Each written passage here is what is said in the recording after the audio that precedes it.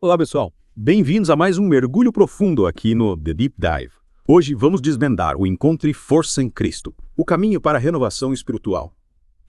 E como professor, você sabe, né? A escola pública, as pressões, A realidade do professor, principalmente na escola pública, é cheia de desafios, né? é muita coisa. Carga horária puxada, expectativas, às vezes a gente se sente num limite. É verdade. E essa busca por um respiro, um apoio é super comum. E por isso esse texto me chamou tanta atenção. Ele parece oferecer uma nova perspectiva, um jeito de lidar com tudo isso. Para me ajudar a entender melhor, convidei um expert no assunto. Ele vai conectar as ideias do texto com nossa realidade na sala de aula. Afinal, como a fé pode nos dar essa força extra? O legal é que o texto já começa reconhecendo, né, a ansiedade, o desânimo, as dúvidas, e coloca isso como algo normal, parte da experiência humana. Tipo, calma, Sofia, eu não tô sozinho. Eu me identifiquei total com essa parte. Pensando na vida de professor, como esses sentimentos aparecem na prática. De várias maneiras, né? A pressão para cumprir o currículo, a falta de recursos, lidar com alunos com tantas necessidades diferentes, os conflitos na sala de aula, a cobrança dos pais, da direção. É muita coisa. É muita coisa mesmo. E esses desafios, né? Podem levar ao esgotamento, à frustração. Sim. E o texto nos convida a encontrar uma fonte de força para lidar com tudo isso. E essa fonte, segundo o texto, está em Jesus, né? Ele nos convida a encontrar descanso e renovar a vida nele. Me lembrei daquele versículo em Mateus: Vinde a mim, todos os que estáis cansados. Oprimidos, e eu vos aliviarei, Mateus 11,28, um convite poderoso. É verdade. E o texto vai além. Explica essa ideia da troca divina. É como se a gente entregasse, né, nossas fraquezas, nossas limitações para Cristo e, em troca, recebêssemos a força e a graça dele. Interessante. E como você vê essa troca divina se aplicando na vida de um professor? Me explica melhor. Olha, quando a gente tenta resolver tudo sozinho, né, na força do braço, é fácil chegar ao burnout. Mas, quando a gente se apoia na fé, quando encontra essa força em Cristo, a gente desenvolve resiliência, uma capacidade de lidar com os desafios de forma mais leve, mais esperançosa. Faz todo sentido. E você que está nos ouvindo já sentiu isso? Aquela sensação de estar carregando o mundo nas costas. O texto nos lembra que existe uma força maior que pode nos sustentar. E essa força se manifesta de várias formas. O texto coloca uma delas de um jeito lindo, comparando com o amor de uma mãe. Sim, ele usa até a história do julgamento de Salomão em Reis e um trecho de Oséias para mostrar essa profundidade do amor de Deus, um amor que vai além das palavras. Nossa, que imagens fortes. E como esse amor pode fortalecer a gente no dia a dia como professores? Quando a gente se sente amado, acolhido, a gente encontra força para enfrentar qualquer desafio. Essa certeza do amor de Deus, mesmo nos momentos difíceis, nos impulsiona a seguir em frente. Sim. O texto nos lembra que, assim como Jesus agia com amor, curando, alimentando e trazendo esperança, nós também podemos ser instrumentos desse amor. É como se a gente se inspirasse em Jesus para levar esse amor para a sala de aula, para nossos alunos, para a comunidade escolar. Que lindo isso! Mas e quando a gente se depara com situações complicadas que exigem decisões difíceis? Como encontrar luz no meio da escuridão? O texto nos apresenta Jesus como a luz do mundo. Aquele que nos guia nos momentos de incerteza. Ele nos convida a confiar nele, a buscar orientação na sua palavra. E tem aquele versículo lindo em João 8,12, né? Eu sou a luz do mundo. Quem me segue não andará em trevas, mas terá a luz da vida. É como se Jesus fosse um farol iluminando o nosso caminho. Exatamente. E essa luz também se manifesta através da palavra viva, a Bíblia. O texto nos incentiva a buscar alimento espiritual na palavra de Deus, assim como a gente precisa de alimento físico para o nosso corpo. Lembra da metáfora do pão da vida, em João 6.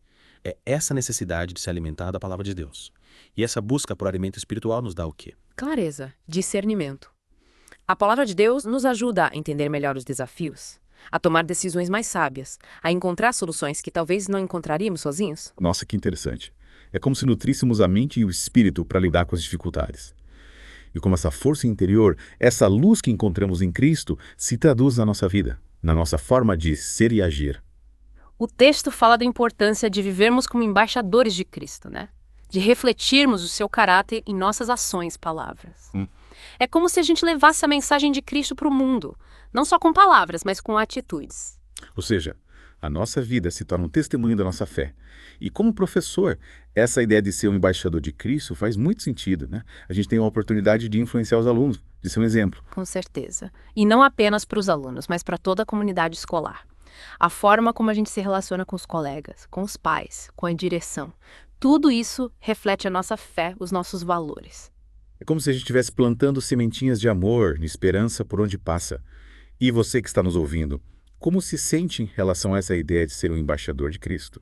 Você se vê como um agente de transformação no mundo. É uma responsabilidade grande, né? Mas também é um privilégio. E o texto nos lembra que não estamos sozinhos nessa missão. A gente pode sempre contar com a força e a graça de Deus. E para fortalecer essa conexão com Deus, o texto sugere algumas atividades práticas, né? Sim, ele fala da importância de memorizar versículos que nos inspirem, como Mateus 11:28, que a gente já comentou. E também de ler e refletir sobre passagens bíblicas, como João 6, que fala sobre o pão da vida. Mas como aplicar isso na prática dentro da escola? A gente continua essa conversa na próxima parte do nosso mergulho. É verdade, a gente precisa pensar em como trazer esses ensinamentos para o dia a dia da escola, né? Afinal, não adianta só ler e refletir, temos que colocar a mão na massa. Com certeza. E aí que entram as atividades práticas que o texto sugere, né? Memorizar versículos como Mateus 11:28, que a gente já falou, e ler e refletir sobre passagens como João 6, sobre o pão da vida.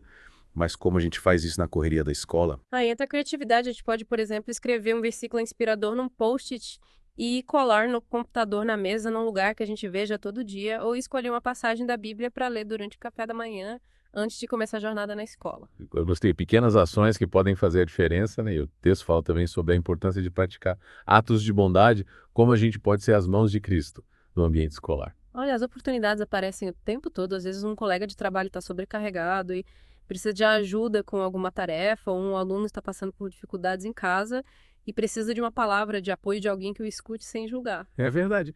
Acho que a gente precisa estar atento a essas pequenas oportunidades de fazer o bem, de levar um pouco de luz para o dia a dia das pessoas. E ser as mãos de Cristo também pode significar lutar por justiça, por melhores condições de trabalho, né? Com certeza a gente pode se engajar em movimentos que buscam valorizar a educação, que lutam por mais recursos para as escolas, que defendem os direitos dos professores e dos alunos. Ser embaixador de Cristo também é lutar por um mundo mais justo e igualitário. E essa luta pode ser exaustiva, desanimadora, às vezes como a gente mantém a fé e esperança diante de tantos desafios. O texto nos lembra que a gente não está sozinho nessa jornada, podemos sempre recorrer à oração. Pedindo a Deus força, sabedoria e discernimento, a oração é uma ferramenta poderosa para renovar as nossas energias, para nos conectar com a fonte da nossa esperança. E além da oração, o texto sugere mais alguma coisa. Sim, criar uma lista de gratidão, às vezes no meio da correria, a gente só enxerga os problemas, dificuldades, mas quando a gente para tudo, mudar tatu um pouco para agradecer pelas coisas boas que temos, por mais simples que sejam, a nossa perspectiva muda.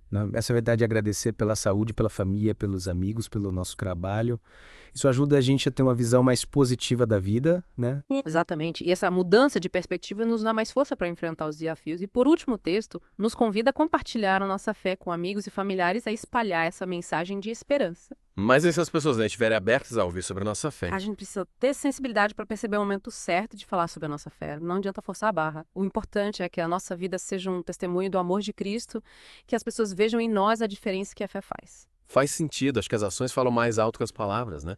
Se a gente vive de acordo com os ensinamentos de Cristo, com amor, compaixão, justiça, isso vai transparecer naturalmente. Concordo. E quem sabe, inspirados pelo nosso exemplo, as pessoas se sintam curiosas para saber mais sobre a nossa fé. Mas e você pensando na sua experiência como professor, como você vê essa ideia de ser um embaixador de Cristo impactando a cultura da escola? É uma pergunta complexa, né? É. A escola é um ambiente tão diverso, com pessoas de diferentes crenças e valores, mas acredito que se cada um de nós se esforçar para viver a sua fé de forma autêntica, com respeito e amor ao próximo, isso pode criar um ambiente mais positivo, mais humano. Sim, pequenas atitudes podem fazer uma grande diferença. Um sorriso sincero, uma palavra de encorajamento, um gesto de solidariedade.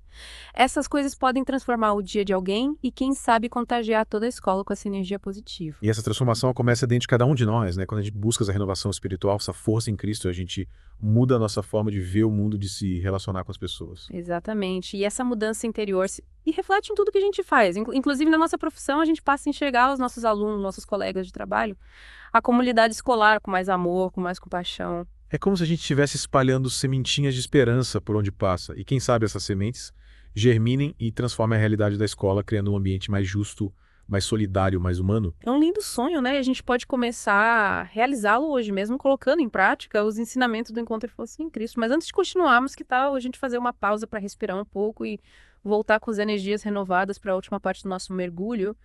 E voltamos para a última parte do nosso mergulho no Encontro e Força em Cristo, o caminho para a renovação espiritual. Nossa conversa está tão rica, nem vi o tempo passar. Pois é. A gente já explorou como a fé pode nos fortalecer, né, para enfrentar os desafios.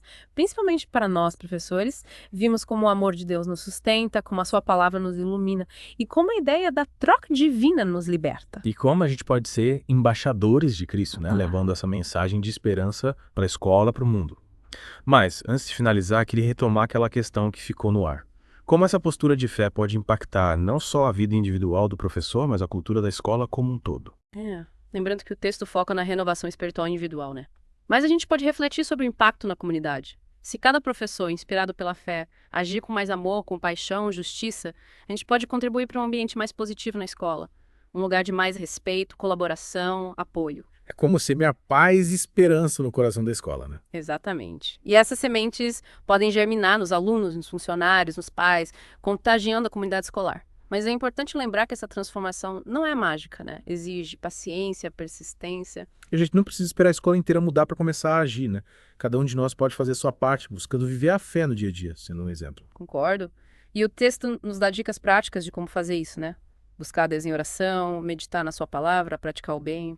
Pequenos gestos que, quando feitos com sinceridade, podem ter um impacto enorme na vida das pessoas. Com certeza. E quando a gente coloca a fé em ação, a gente transforma não só a nossa vida, mas a vida daqueles ao nosso redor. Que lindo! Sabe o que me anima? Essa busca por renovação espiritual não se limita à escola. A gente pode levar esses ensinamentos para todas as áreas da vida. Sem dúvida, seja na família, no trabalho, nas relações, a fé nos dá força para viver com mais amor, paz, esperança. Para finalizar nosso mergulho, queria destacar o convite do texto. A gente não precisa carregar o peso do mundo nas costas. Jesus nos convida a descansar nele, a encontrar nele a força, a paz que tanto buscamos. Um convite para entregarmos nossas preocupações, medos, ansiedades, para aquele que pode nos sustentar, nos guiar, nos renovar. E esse convite está aberto para todos nós. Basta a gente abrir o coração e dar um passo de fé em direção a ele. Que essa mensagem de esperança e renovação inspire a gente a viver uma vida mais plena e significativa. E que cada um de nós possa ser fonte de luz e inspiração para o mundo. Obrigado pela sua participação e a você que nos acompanhou até aqui, muito obrigado por mergulhar conosco nesse tema tão importante. O prazer foi meu. E não se esqueçam de conferir as notas do episódio para encontrar o link para o canal, Encher os Olhos e para o ministério que a gente mencionou. Até a próxima!